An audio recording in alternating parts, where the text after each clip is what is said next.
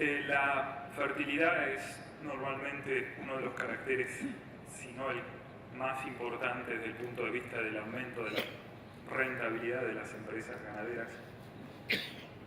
Entendemos que en el ámbito de la mejora genética en bovinos de carne, y en especial en Argentina, esa es una de las tareas pendientes. Con iniciativa del Foro, hubo interés en hablar en esta reunión sobre los aportes potenciales del mejoramiento genético de la fertilidad, y yo entendí que la figura más representativa para hacer esta presentación era el doctor David Johnston de la Universidad de Nueva Inglaterra en Australia. Su formación es en ciencias agrarias en la misma Universidad de Nueva Inglaterra, y sacó su doctorado en la Universidad de Georgia en 1992. El hecho de haber sido invitado para esta presentación es que su investigación actual se orienta a la evaluación de caracteres reproductivos para utilizarlos en selección, también utilizando la información genómica, especialmente en razas adaptadas al trópico. Es decir, la Universidad de Nueva Inglaterra está en zonas templadas, sin embargo, David Johnston ha trabajado mucho con razas tropicales también y tiene un panorama bastante general. Dos comentarios previos a la presentación. Él habla mucho de días al parto, como mucha gente posiblemente es la primera vez que escuche este carácter. Déjenmelo explicarlo brevemente. Días al parto es el intervalo que transcurre en rodeos manejados con monta natural, no inseminación, no transferencia, monta natural y con servicio estacionado, desde que entran los toros a servir hasta que nace el ternero. O sea, fecha de comida, es como un peso al destete al revés, digamos. Empezamos por la fecha de servicio de los toros y terminamos por la fecha de nacimiento del ternero. O sea que tiene dos componentes: el largo de la gestación, que sería más o menos fijo, si bien tiene variabilidad genética, y la parte importante desde el punto de vista de la fertilidad es en la variabilidad desde que entran los toros hasta que la hembra queda preñada. Esa es la relación con fertilidad. Como en monta natural no se puede determinar la fecha de preñez, se toma todo ese intervalo. Bueno, un comentario con respecto a la presentación. El doctor Johnston es australiano, tiene un acento muy duro, entonces es una sugerencia para ustedes. La traducción está abajo, quizás sea más fácil para muchos intentar leer, pero es una sugerencia. Esta fue la pregunta y acaba su respuesta.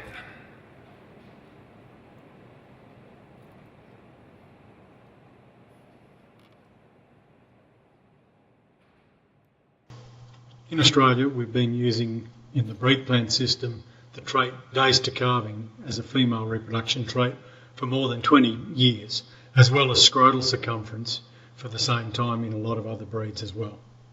Days to calving has a low heritability, between 5 and 10%, but the trait exhibits often a large amount of phenotypic variance, meaning that we can make genetic progress in these traits. Both traits have been used in all major breeds, in the temperate breeds, in Angus and Hereford, for example, and also in our tropically adapted breeds. They have days to calving and scrotal circumference EBVs in Brahmins and in San Gertrudis. The number of breeds and herds in the tropics, in our tropical breeds, is not high, but there are several large breeders who have been using the trait for many years and show significant genetic progress. Scrotal size is used in our genetic evaluations as a correlated trait, although the correlation is not large, but it is favourable. Thank you. La segunda pregunta, las otras les vamos a hacer un resumen de la presentación. La segunda pregunta fue esta.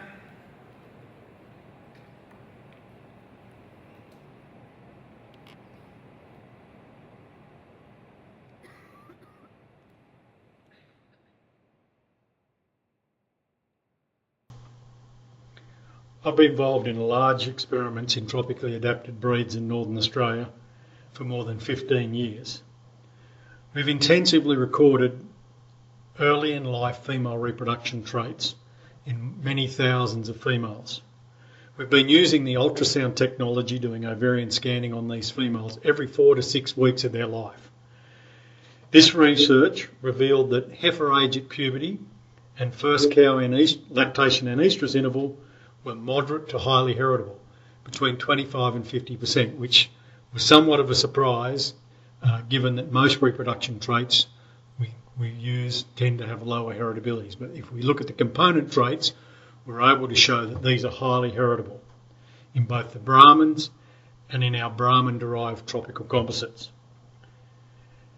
These two traits, as well as being highly heritable, were also highly correlated with lifetime reproduction of these cows over 7 mating opportunities. So what it presents is 2 new valuable traits, particularly in our tropical breeds, that are expressed early in life, and we can make selection response due to their high heritabilities. So we've now included these 2 new traits in our multi-trait genetic evaluation and have them correlated with days to calving.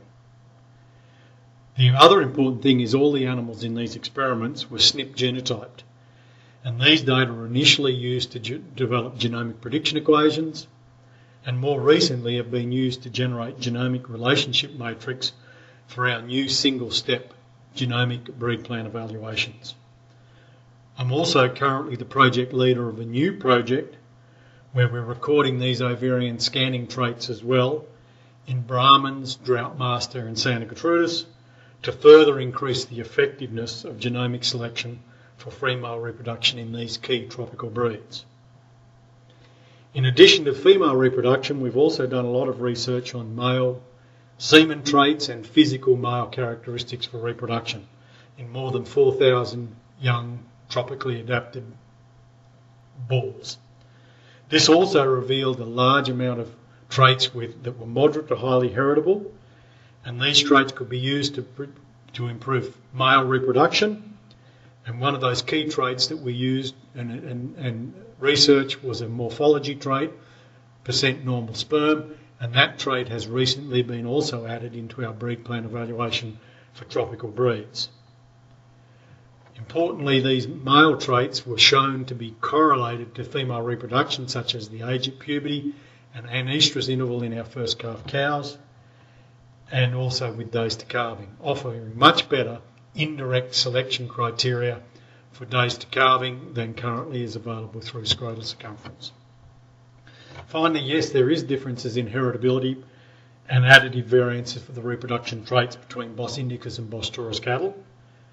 This inherently reflects breed and history of selection differences, but also differences in the average environment where these animals are tending to be raised.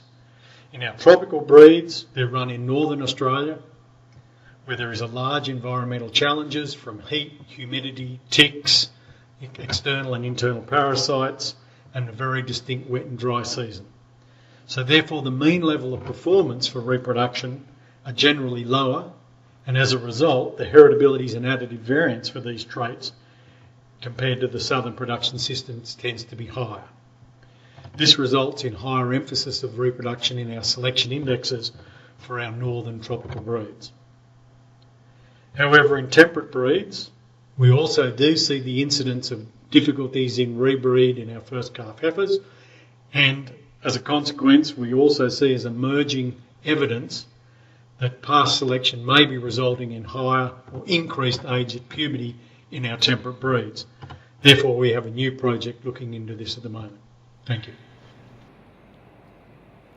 Bueno, como es larga la pregunta, la tengo acá resumida. Básicamente, David Johnston investigó caracteres reproductivos en hembras a edades tempranas para razas adaptadas al trópico por más de 15 años, utilizando también ultrasonidos escaneando ovarios cada 4 a 6 semanas. Básicamente lo que encontraron es que la edad pubertad y el intervalo parto-celo tuvieron heredabilidades entre medias a altas, 0,25 a 0,50, y fueron más elevadas en Brahman y razas compuestas. Además, la edad, la pubertad y el intervalo parto cero están altamente correlacionados con la reproducción durante toda la vida de estas vacas, que tuvieron más de 7 servicios. Con lo cual, están utilizando la edad, la pubertad, el intervalo parto cero y días al parto en una evaluación multicarácter simultánea. A su vez, todos los animales han sido genotipados y esos datos son utilizados para single step lab, como mencionó Horacio antes, en la evaluación GRID. Asimismo, otro proyecto fue el de escaneo ovárico en Brahman, Drought y Santa Gertrudis para aumentar la efectividad de la selección genómica de caracteres reproductivos en hembras de las razas tropicales y caracteres seminales de los machos en más de 4.000 toritos adaptados al trópico. Lo que se observó fue que varios caracteres entre los estudiados tuvieron heredabilidades moderadas a altas en machos, entre ellos el porcentaje de espermatozoides normales. Este carácter ha sido recientemente agregado a la evaluación Breedplan.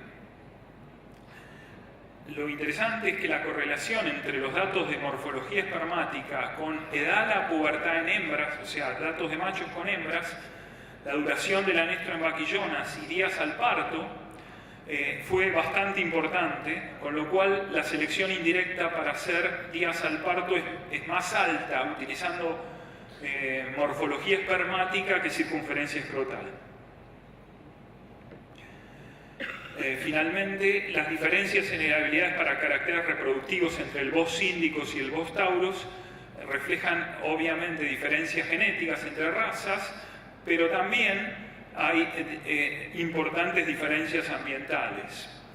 Temperatura, garrapatas, parásitos externos e internos y grandes diferencias entre las épocas secas y húmedas. Por ende, la eficiencia reproductiva es generalmente baja en zonas subtropicales y tropicales y la heredabilidad es mayor que en razas de clima templado. La fertilidad en los índices económicos para estas razas tienden a tener una ponderación más alta que lo que tienen en climas templados. En razas de climas templados hay dificultades. Él está trabajando con el análisis de las dificultades de volver a preñar las hembras jóvenes y el aumento en la edad de la pubertad. Y eso es el motivo del análisis de un proyecto futuro. Bien, esta es la última pregunta. También es larga.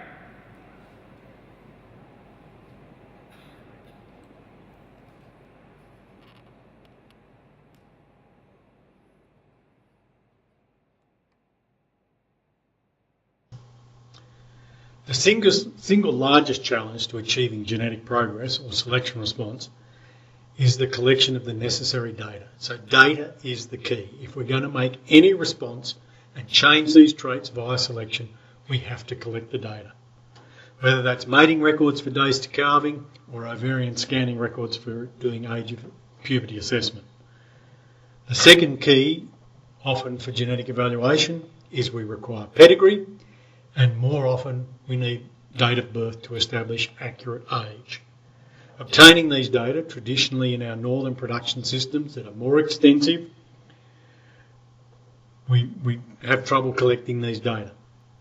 I believe in the future, now with DNA parentage and also with remote sensing technology such as drones, that this will be less of a problem in the future and we'll be able to capture particularly date of birth more easily, and we can certainly use DNA now to establish parentage.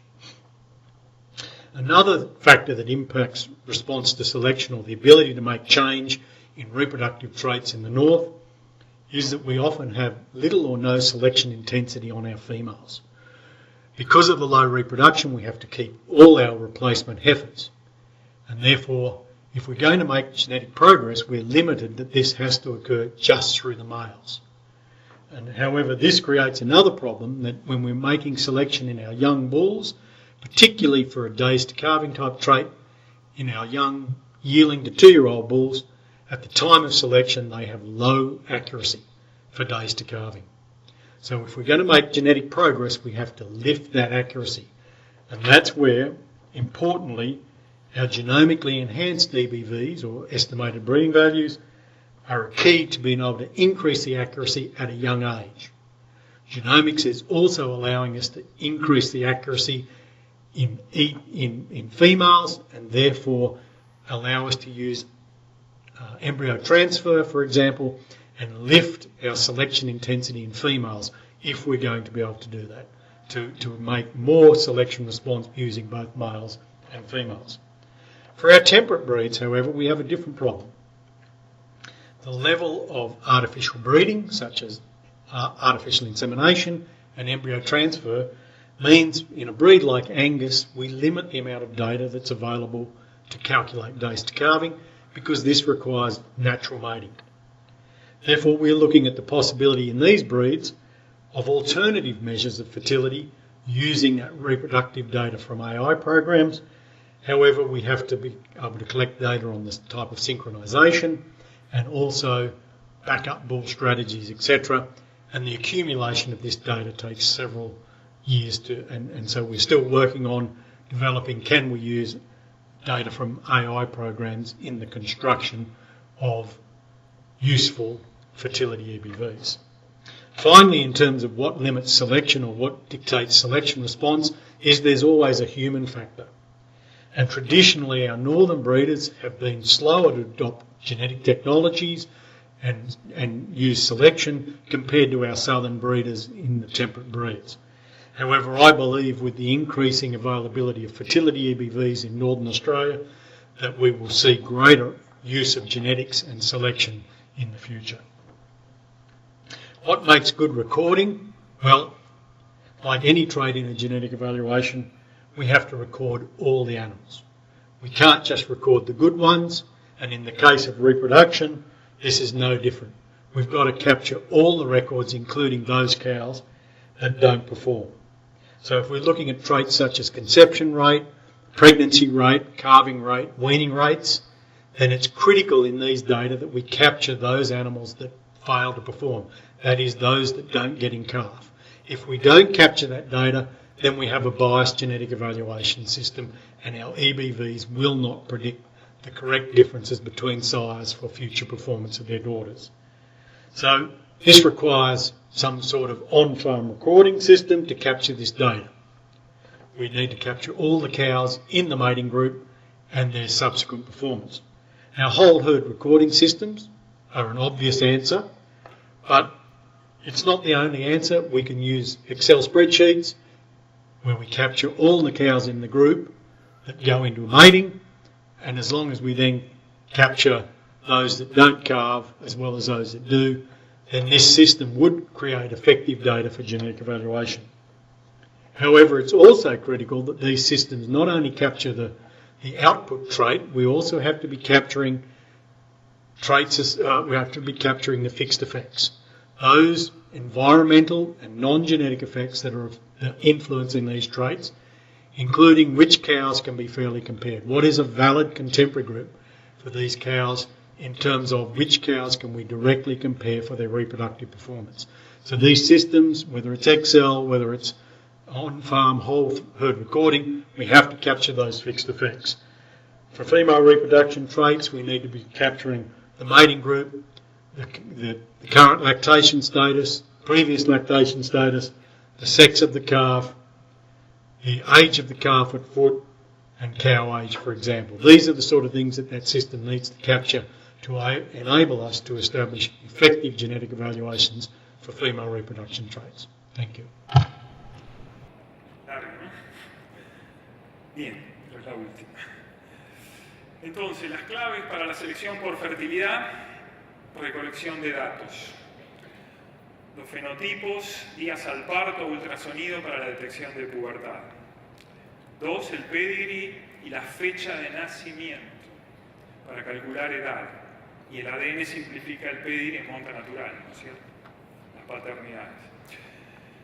En general, comenta que fue difícil obtener esta información en el norte de Australia. Sumado a ello, el uso de drones simplificaría medir edad a pubertad de intervalo, básicamente porque pueden, en espacios muy amplios como ellos tienen en el norte de Australia, detectar los nacimientos.